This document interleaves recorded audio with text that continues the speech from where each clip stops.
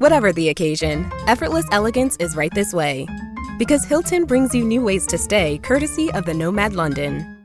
And it doesn't stop at award-winning dining in a space draped in velvet and illuminated by vintage chandeliers.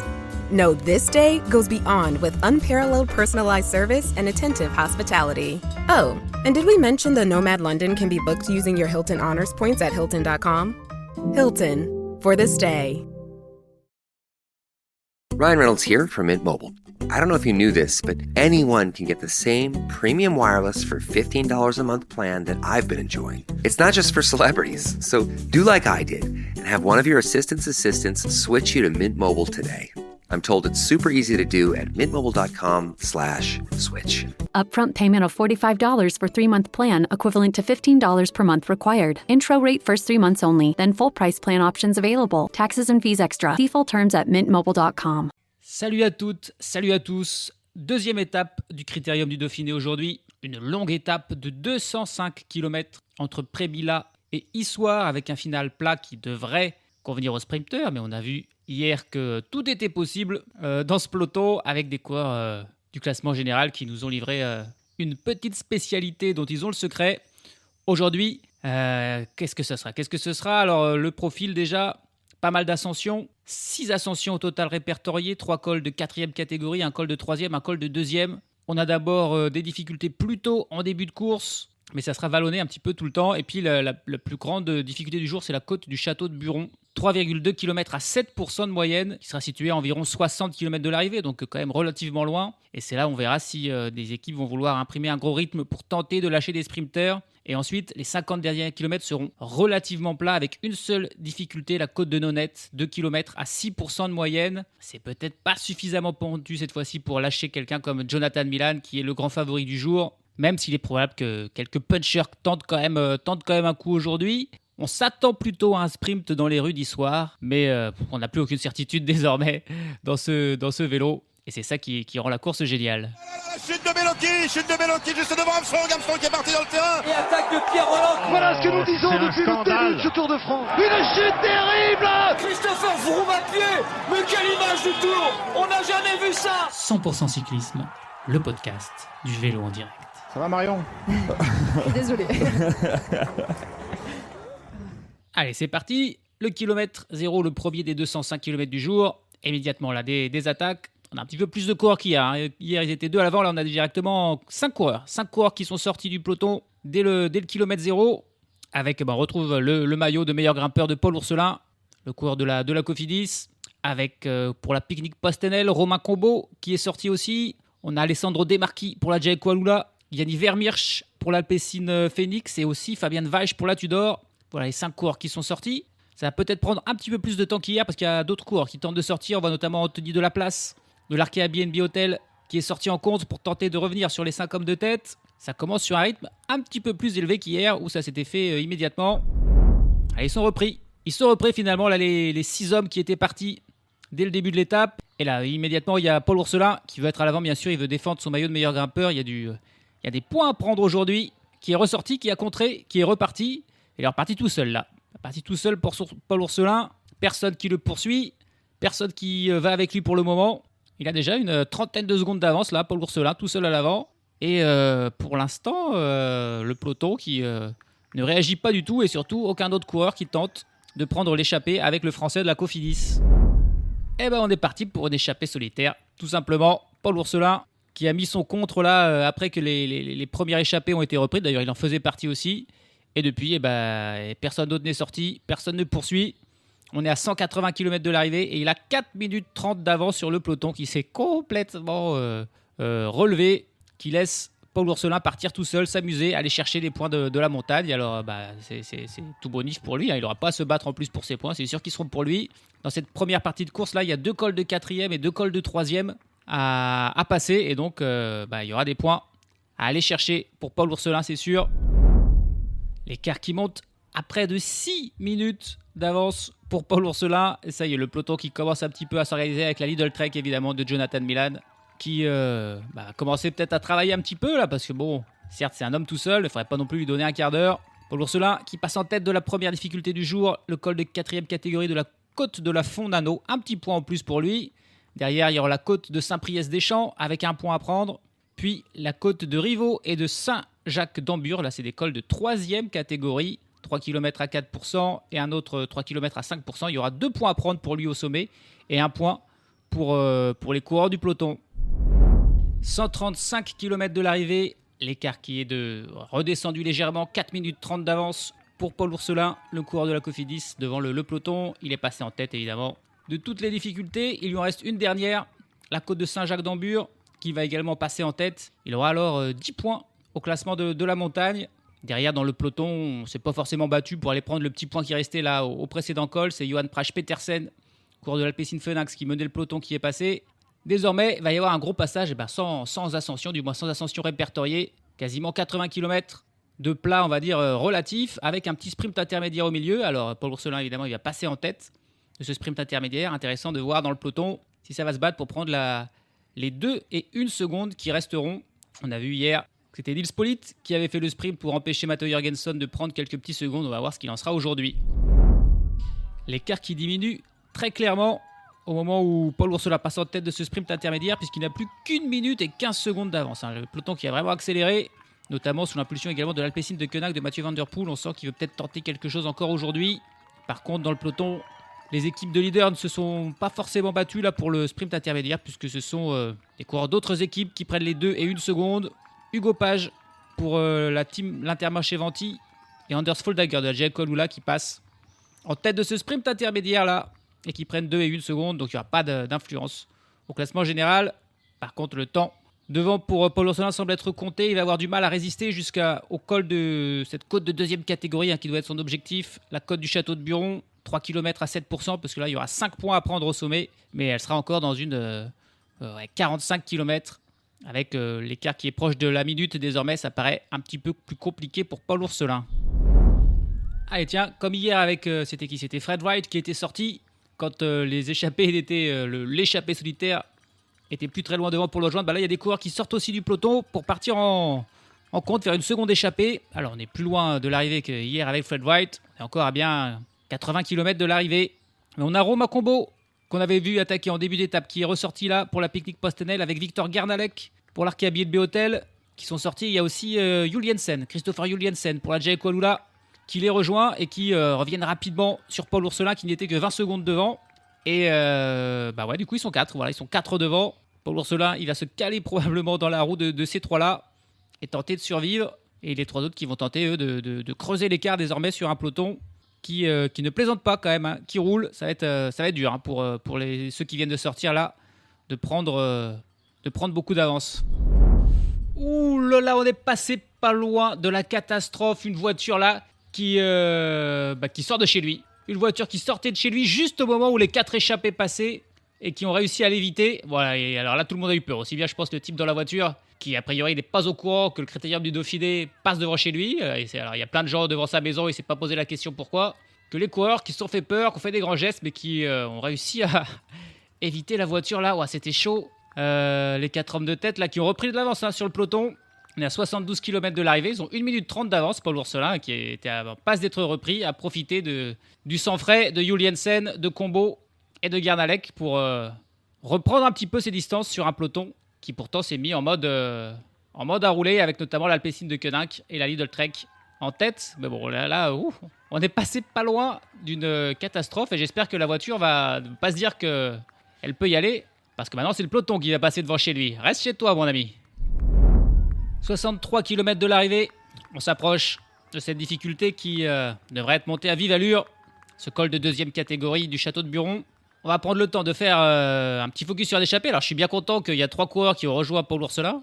Ils ont toujours 1 minute 30 d'avance sur le peloton. Parce que Paul Ourselin, je l'ai fait hier, donc je n'allais pas le refaire aujourd'hui. Mais il y a Romain Combo, il y a Christopher Juliensen et il y a Victor Gernalek qui l'ont rejoint. Et tiens, on va s'intéresser à ce Danois. C'est le plus âgé, le plus expérimenté, il a 35 ans. C'est aussi lui qui a le plus beau palmarès. Bon, il a que 3 victoires dans sa carrière, mais c'est déjà plus que Romain Combo, qui a 34 ans, n'a jamais gagné la moindre course dans sa carrière. Victor Gernalek, lui, à 25 ans, il compte une seule victoire. Il y en a 3, dont une course au World Tour, une étape du Tour de Suisse. C'était en 2018, ça remonte, et c'est la dernière victoire de sa carrière. Auparavant, c'était il y a 10 ans. En 2015, il avait remporté le contre-la-montre des championnats du Danemark et ainsi qu'une étape du Tour du Danemark. Et voilà pour Juliensen, 35 ans, très expérimenté. Il a fait toute sa carrière au World Tour quasiment, qu'il a rejoint en 2012 du côté de la team Saxo Bank, l'équipe danoise. Il a rejoint ensuite l'Orica Bike Exchange en 2016. Et il y est resté depuis, puisque c'est cette Jayco Alula qui est devenue entre-temps la Mitchelton Scott, la Team Bike Exchange et désormais la Jayco Alula. Il est resté dans l'équipe australienne. Il y est depuis 9 ans. Juliensen, plutôt un coureur de classement général quand même. Même s'il n'a jamais fait de vrais gros résultats sur les grands tours. Il a fait quand même 7 fois le Tour de France. C'est donc un coureur très expérimenté. 7 fois le Giro et 1 fois la Vuelta. Et il n'a jamais fait mieux que 10e d'une étape. C'était sur le Giro en 2021. Donc il ne s'est jamais approché même d'une victoire. Il a du mal. Il a fait 15 grands tours dans sa carrière, il les a tous finis, mais jamais fait mieux que 70e, parce qu'à chaque fois, il y était en tant qu'équipier, tout simplement, Juliensen. Et puis, on l'a aussi beaucoup vu sur les monuments. Il en a fait 24. 24 monuments dans sa carrière, 4 Paris-Roubaix, 6 Milan-San Remo, 5 Tours des Flandres, 6 Liège-Bastogne-Liège et 3 Tours de Lombardie. Donc là encore, on l'a vu à de nombreuses reprises. Et là encore, il a rarement performé. Son meilleur classement, c'est une 30e place sur Milan-San Remo. Donc c'est ce genre de coureurs qui ont des carrières un petit peu anonymes, toujours au service des autres, ils ont rarement leur chance. Et aujourd'hui il est devant, et tiens, par exemple, dans cette saison, c'est la première fois qu'il est à l'avant, qu'il est dans une échappée depuis le tout début de la saison. Christopher Juliensen, qui depuis le début de la saison, on l'a vu par exemple sur le Tour de Catalogne ou le Tour du Pays Basque, là les épreuves World Tour, mais encore une fois sans jamais se montrer, aucun même top 50. Il était aussi sur le Tour de Romandie, il n'a pas beaucoup fait mieux. Coureur discret, le Danois Christopher Juliensen, mais un coureur qui est là depuis toujours. Un des coureurs un petit peu obscurs, méconnus du peloton, mais qui aujourd'hui a un petit peu plus de lumière grâce à sa présence à l'avant avec les 3 autres Français, alors que ses échappés qui sont désormais donc dans cette côte de deuxième catégorie, plus de 3 km à 7% de moyenne. Et ce qui va nous intéresser, c'est surtout le comportement du peloton. Et dans le peloton, c'est la Visma Leasebike d'un côté et l'Alpecin de Koenig de l'autre qui sont en tête désormais. Évidemment, c'est pas la Lidl Trek qui va mettre un gros rythme. On va voir s'il y aura eu une attaque, une tentative individuelle, mais c'est pas sûr. Allez, c'est dur pour Ursulin, c'est normal. C'est lui qui a fait le plus d'efforts de l'échappée. Il n'arrive pas à suivre le rythme là de Juliensen. Il est distancé tout comme Romain Combo. Mais on arrive au sommet et c'est Victor Gernalek qui attaque Juliensen et qui va passer en tête et prendre les 5 points. Ouais, Gernalek qui passe devant Juliensen, qui fait un petit écart. Et derrière, est-ce que Ursulin va réussir à passer avant le peloton qui est pas loin derrière? Ouais, ça va être bon pour Paul Ursulin qui double Romain Combo juste au passage au sommet et qui va prendre 2 petits points. Le peloton, au final, est monté à rythme soutenu. Ça a lâché quelques coureurs, notamment de manière étonnante Magnus Cort Nielsen. On voit Jonathan Milan qui est dans les toutes dernières positions de ce peloton, mais qui va passer. Les velléités et les attaques n'ont pas eu lieu dans cette ascension. Un peloton quasiment toujours complet, avec 55 secondes de retard sur un duo désormais en tête, Victor Gernalek et Christopher Juliensen. This episode is brought to you by State Farm. Sports are all about teamwork, and so is insurance. Whether you need an in-person or digital assist, State Farm is there to help you choose the right coverage for your home, car, and more. Get a game plan that helps fit your life and talk to State Farm today. State Farm with the Assist. Coverage options are selected by the customer. Availability and eligibility vary by state.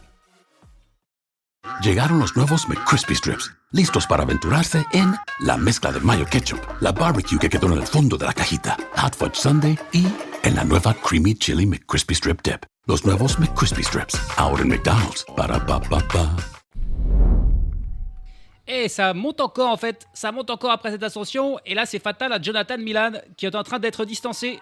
Milan qui est distancé là, clairement. Il a Simone Consoni avec lui, il y a Edward Tuns qui l'attend. Et là on voit Julien Bernard aussi qui est en train de se faire distancer du peloton. Alors il est pas loin derrière. Il est pas loin derrière, il doit être à une vingtaine de secondes. Et désormais ça va redescendre. Mais en fait ça remontait encore derrière le passage de cette côte. Et ça a été fatal à Milan, mais il est pas loin. Il lui reste encore bien 40 km pour rentrer. Avec tous ses équipiers qui travaillent pour lui et un profil qui sera désormais quasiment tout plat. Ça devrait le faire quand même pour Jonathan Milan pour rentrer, mais il aura puisé dans ses réserves et ça aussi, ça pourrait lui coûter un petit peu au moment du sprint final qui s'annonce. Et l'Alpecin de Koenig qui profite de la situation et qui roule à fond, qui roule absolument à fond l'Alpecin de Koenig de Mathieu Van Der Poel. Alors c'est pourtant pas la seule équipe qui a des sprinteurs, il y a d'autres sprinteurs que Milan ou Van Der Poel dans ce peloton, notamment Jack Stewart pour l'Israël Première Tech qui a réglé hier le sprint du peloton derrière le petit groupe de favoris. On a tous les Français là, avec Emilien Janière, avec Paul Pénoët, avec Clément Venturini. ou même Axel Laurence. On a Laurent Spiti pour la Boransgro, on a Nero Rkar pour l'IF, on a Velasco, pourquoi pas, pour l'Exeisa Astana Team, Verenskold pour l'Uno X, on a aussi Matteo Trentin pour la Tudor qui pourrait pourquoi pas se montrer. Et bon, l'Alpecin qui roule à fond, mais quand même, là, c'est dans cette partie descendante, ça va rentrer pour Jonathan Milan et tous ses coéquipiers qui vont réussir à accrocher l'arrière du peloton. Le gros travail de l'Alpecin de Koenig qui n'aura pas suffi à piéger Milan. Par contre, ça aura suffi a priori pour condamner l'échappée, parce que là, le duo Juliensen-Gernalek, qui sont en train de se faire avaler. Ils n'ont plus que 8 secondes et ils vont être repris là, à 45 km de l'arrivée désormais. Aussi bien les échappés devant que les retardés derrière sont en train d'être absorbés par ce peloton. Et on devrait donc avoir de nouveau un groupe quasiment complet à l'avant. C'est tendu là en tête du peloton, 25 km de l'arrivée, un peloton toujours groupé, mais il y a beaucoup de guerres de position parce que les routes sont de plus en plus étroites.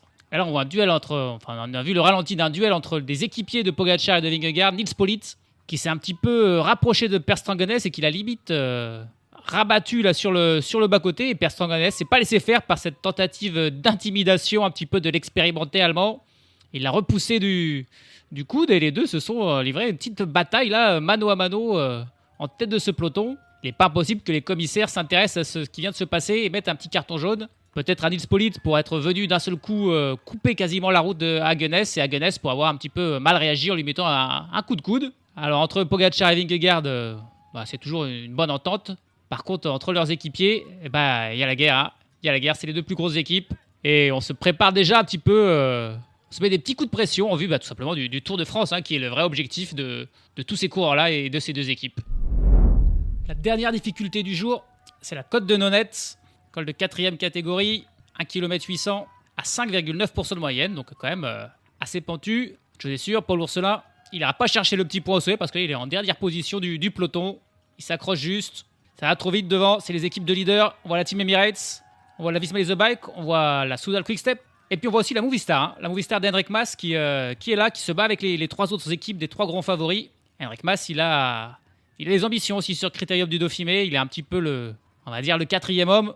Et son équipe qui n'a pas amené de sprinter et qui mise tout sur Henrik Mas, probablement pour le classement général. Le rythme qui est soutenu, mais pour l'instant pas d'attaque. Et Jonathan Milan, qui est toujours bien placé dans le peloton. Ça monte moins. Ça monte moins que celle où il a été distancé. C'est moins long en plus. Donc, alors que là, il y a une attaque de Romain Bardet. Une attaque de Romain Bardet qui a décidé de... de toute façon, il faut qu'il se fasse plaisir. Hein. Faut qu'il se fasse plaisir. Et il est sorti dans cette dernière difficulté du jour, 18 km de l'arrivée. Et il doit connaître, parce qu'évidemment, c'est sa région, c'est son coin, tout ça. Et Romain Bardet qui est sorti et on ne réagit pas encore dans le peloton. On ne s'inquiète pas forcément. De toute façon, c'est pas les équipes de leaders qui vont s'inquiéter plutôt de son départ. C'est les équipes de sprinteurs. C'est la Lidl Trek qui, une fois que cette ascension probablement sera finie, et l'Alpecin de Koenig, de Mathieu Van Der Poel vont se mettre à rouler pour rattraper Romain Bardet. Mais Bardet qui est bien sorti. La Movistar, la Team Emirates, la Soudal Quick-Step et la Visma Lease Bike qui sont toutes les quatre aux 4 premières places du peloton. L'ont laissé un peu sortir. Et Romain Bardet qui va faire plaisir à tout le public là.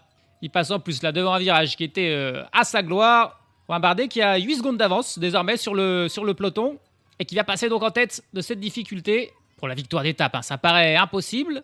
Mais pour l'instant, dans le peloton, les choses ne se sont pas vraiment mises en route. Et en tout cas, ça fait plaisir de voir Romain. Rappelle, la dernière course professionnelle de sa carrière à l'avant. Il passe au sommet. Et désormais, ça va être une descente. Et il restera ensuite 15 km de plat. C'est trop dur, c'est tout plat, c'est des grandes routes. Il peut rien faire, Romain Bardet, face à la puissance du peloton. L'écart qui est monté jusqu'à 20 secondes. Mais c'est la Team Emirates qui fait le plus gros du travail en tête du peloton avec la Lidl Trek. Mais on voit vraiment la Team Emirates de Pogačar en 3e position dans ce peloton qui roule à fond. On est à 10 km de l'arrivée. Et son aventure pour aujourd'hui devrait se terminer rapidement, mais il est sûr qu'on va le revoir à l'avant au cours de ce Critérium du Dauphiné, Romain Bardet. C'était clairement pas le final qui pouvait lui convenir à Bardet. Il s'est fait plaisir et on espère le revoir à l'avant dans des arrivées qui lui correspondront beaucoup mieux. Peut-être demain par exemple. Alors que là, il est officiellement repris, Romain Bardet. On est à moins de 10 km. Et cette fois-ci, le sprint massif, on peut le dire, est officiel. Et aura enfin lieu sur ce Critérium du Dauphiné, à moins d'un scénario que là je ne suis pas capable de voir. Ça va très très très vite là, on est dans une partie en descente, c'est Tim Wellens pour la Team Emirates qui mène le peloton. On va bientôt arriver dans la zone des 3 derniers kilomètres. Et ça veut dire que probablement là, les équipes de leaders, la Team Emirates, la Visma The Bike, la Quick-Step vont un petit peu reculer et laisser la Lidl Trek prendre les choses en main. Passe la ligne des 3 km, tiens à l'arrière Ben Illy qui fait exprès de lâcher le peloton. Hein. Ben Illy, il est là pour gagner une étape et donc il perd du temps au classement général pour ça. Et pour un jour se lancer dans un des raids dont il a le secret. Allez, ça y est, la Lidl Trek qui est en tête du peloton commence un petit peu à remonter. Mais c'est toujours la Team Emirates qui mène avec Pogacar en troisième position. Est-ce qu'il va aller faire le sprint Tadej Pogacar aussi. Pour l'instant, c'est la roue que tout le monde veut prendre, c'est celle de Jonathan Milan. C'est Laurens Pitty, le néo-zélandais, qui est là. Mathieu Van Der Poel, lui, il est tout seul. Il n'a aucun équipier avec lui. Van Der Poel, il est aussi pas loin de Jonathan Milan. Et la Decathlon qui ramène aussi 5 coureurs là. Peut-être pour Bastien Trochon. 1 km 400 de l'arrivée.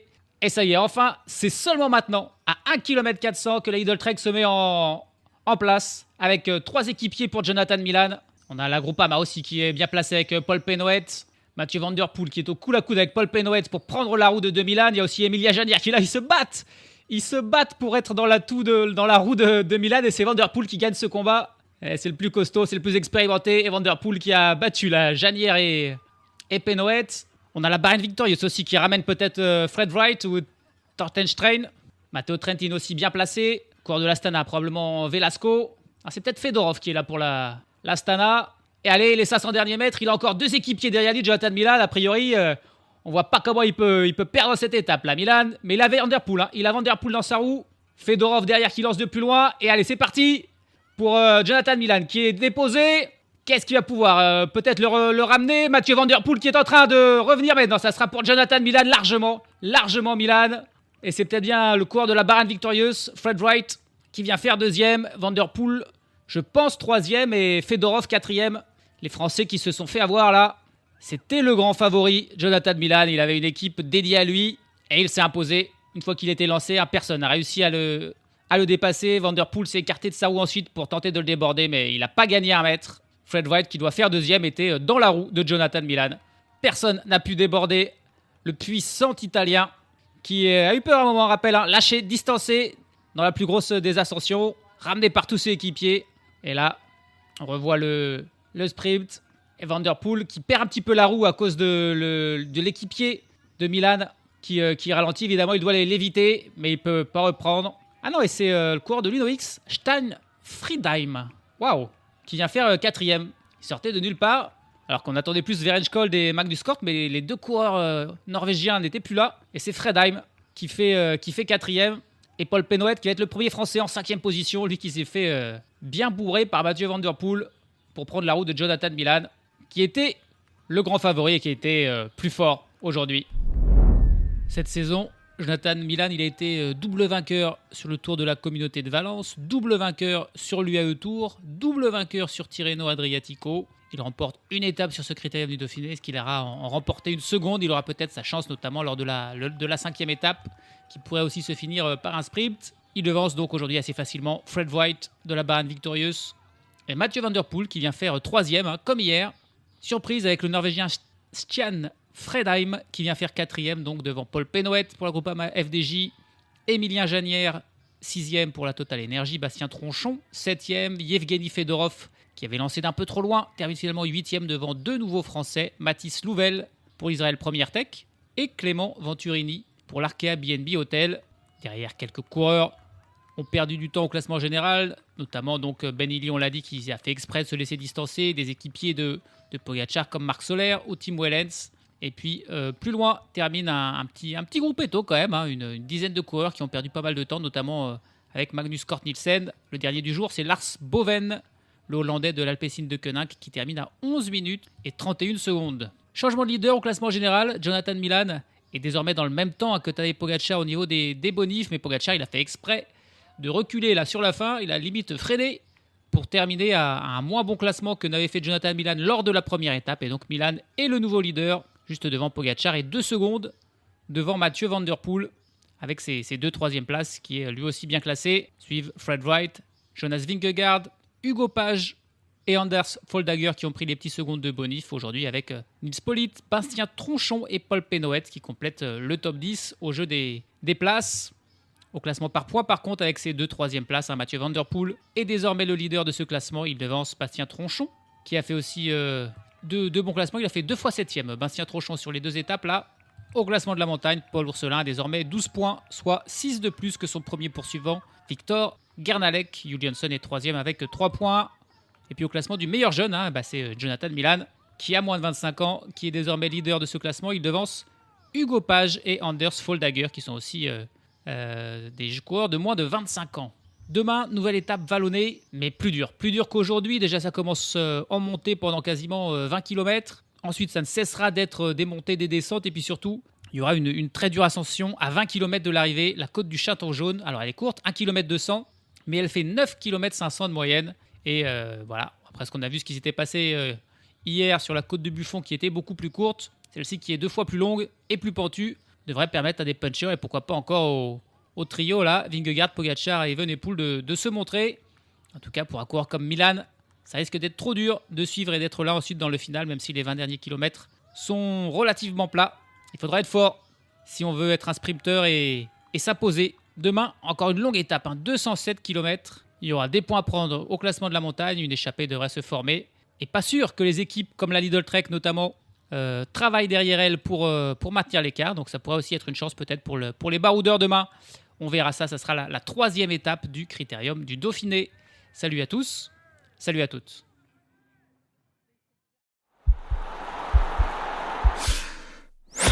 This podcast is part of the Sports Social Podcast Network.